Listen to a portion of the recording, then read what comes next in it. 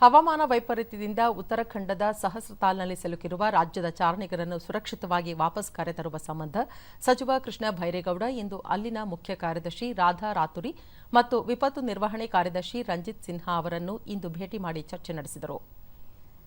ಈ ಸಂಬಂಧ ಸಾಮಾಜಿಕ ಜಾಲತಾಣದಲ್ಲಿ ಮಾಹಿತಿ ಹಂಚಿಕೊಂಡಿರುವ ಅವರು, ವಿಪತ್ತಿನ ಸಮಯದಲ್ಲಿ ಅವರ ತ್ವರಿತ ಪ್ರತಿಕ್ರಿಯೆಗಾಗಿ ಅವರಿಗೆ ಧನ್ಯವಾದ ಅರ್ಪಿಸಿದ್ದೇನೆ. ಮೃತದೇಹಗಳನ್ನು ಬೆಂಗಳೂರಿಗೆ ಸಾಗಿಸಲು ವಿಮಾನದ ವ್ಯವಸ್ಥೆ ಮಾಡುವಂತೆಯೂ ಅವರಿಗೆ ಕೋರಲಾಗಿದ್ದು, ಇದಕ್ಕೆ ಸಹಮತ ವ್ಯಕ್ತವಾಗಿದೆ. ಎಲ್ಲಾ 9 ಮೃತದೇಹಗಳು ಮಧ್ಯಾಹ್ನ ಡೆಹ್ರಾಡೂನ್ ತಲುಪುವ ಸಾಧ್ಯತೆಯಿದ್ದು, ಇಂದು ಎಲ್ಲಾ ಮೃತದೇಹಗಳನ್ನು ವಿಮಾನದ ಮೂಲಕ ಬೆಂಗಳೂರಿಗೆ ರವಾನಿಸಲು ಯೋಜಿಸಿರುವುದಾಗಿ ತಿಳಿಸಿದ್ದಾರೆ.